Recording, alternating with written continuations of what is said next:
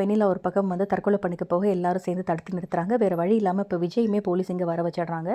So Vijay கிட்ட வந்து பேசுகிறாங்க. இந்த மாதிரி உங்களால் ஒரு உயிர் இப்போ போக போச்சு, நீங்கள் தான் வெண்ணிலாவை ஏமாற்றிட்டீங்க அப்படின்னு சொன்னதுக்கு, சார் நான் புரிஞ்சுக்கோங்க, எனக்கு ஆல்ரெடி கல்யாணம் ஆகிடுச்சு, எனக்கு என்னோட ஒய்ஃப் பேர் காவேரி அப்படிங்கிறப்ப எப்படி நான் இன்னொருத்தவங்களை கல்யாணம் பண்ணி வைப்பேன்?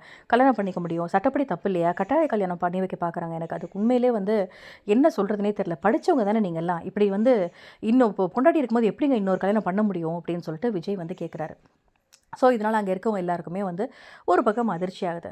ஸோ இதனால் வந்து காவேரி பிரச்சனை பண்ணால் என்ன பண்ணுறது அப்படின்னோடனே வெண்ணிலா வந்து சொல்கிறாங்க, இது கான்ட்ராக்ட் மேரேஜ் தானே, காவேரிலாம் வரமாட்டாங்க அப்படின்னு சொல்ல, கண்டிப்பாக என் பொண்டாட்டி வருவா, எனக்காக வந்து நிற்பா, எனக்கு ஒரு விஷயம் அப்படின்னா கண்டிப்பாக அவளும் தானே இருப்பா, ஒரு வாழ்க்கை பறிப்போக போகுது அப்படின்னா எந்த பொண்டாட்டியாவது பேசாமல் இருப்பாளா அப்படின்னு சொல்லி விஜய் வந்து கேட்க அமைதியாக இருக்காங்க.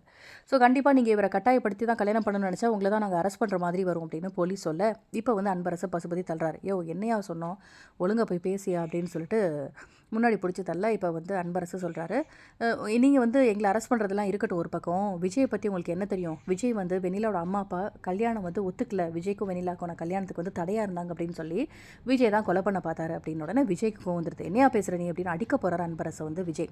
ஒரு நிமிஷம் இருங்க சார், அவர் என்ன சொல்கிறாருன்னு கேட்டுப்போம் அப்படின்னா அங்கே ப்ரெஸ் மீடியா எல்லாருமே இருக்காங்கல்ல, போலீஸ் அப்போ வந்து பேச விடுறாங்க. ஆமாம், வெண்ணிலாவோட அம்மா அப்பாவை ஆக்சிடென்ட் பண்ணி கொலை பண்ண சொன்னதே விஜய் தான். ஏன்னா அப்போ தான் விஜய்க்கும் வெண்ணிலாவுக்கும் பிரச்சனை இல்லாமல் கல்யாணம் நடக்கும் அப்படின்னு அப்பா அந்த மாதிரி ஐடியா கொடுத்து அந்த பொண்ணை வந்து இப்போ நிற்கதியாக நிற்க விட்டுட்டு வேற ஒருத்தையை கல்யாணம் பண்ணிவிட்டு, பாவம் அந்த பொண்ணு என்ன சார் செய்யும், இந்த கொலை பண்ண சொன்னது விஜய் தான் அப்படின்னா விஜயால் தாங்கவே முடியல. அதே மாதிரி இது வெண்ணிலாவுக்குமே அதிர்ச்சியாக இருக்குது, ஏன்னா இப்படி ஒரு பழியை தூக்கி விஜய் மேலே போட்டாங்க அப்படிங்கிற மாதிரி அவங்களும் பார்த்துட்ருக்காங்க. ஸோ இப்போ என்ன நடக்குது அப்படின்னா, இப்போ வேறு வழியே இல்லை, இப்போ வெண்ணிலா கழுத்தில் நீ தாலி கட்டுறியா இல்லை நீ ஜெயிலுக்கு போறியா அப்படிங்கிற மாதிரி பசுபதி அந்த கேங்லாம் வந்து விஜயை பார்த்து சொல்ல, இப்போ விஜய் வந்து இப்போ என்ன உனக்கு பிரச்சனை, நான் ஜெயிலுக்கு போகணும் அவ்வளோதானே, நான் ஜெயிலுக்கே போய்க்கிறேன், ஒரு காலமும் வெண்ணிலா கழுத்தில் நான் தாலி கட்ட மாட்டேன் அப்படின்ட்டு இப்போ விஜய் அரெஸ்ட் பண்ணி ஒரு பக்கம் கூட்டிகிட்டு போயிடுறாங்க. இந்த விஷயம் எல்லாமே வந்து காவேரி வீட்டுக்கு டிவியில் லைவாக போயிட்டுருக்கும் போது, என்ன இப்படி நடக்குது, இந்த பையன் எதுக்காக அரெஸ்ட் பண்ணணும், இந்த பையன் அப்படி என்ன பண்ணா அப்படின்னு, சீச்சி கருமம் நல்ல வேலை இதுல இருந்தெல்லாம் நம்ம ஒதுங்கிட்டோம் அப்படிங்கிற மாதிரி சாரதா பேச, இப்போ காவேரிக்கு ஃபோனில் கொண்டு வந்து காட்டுறாங்க விஜய் அரெஸ்ட் பண்ணிட்டு போயிட்டாங்கன்னு. காவேரி அழறாங்க, இவரையும் அரெஸ்ட் பண்ணணும், இவர் எந்த தப்புமே பண்ணலையே அப்படின்னு அவங்க ஒரு பக்கம் அழறாங்க.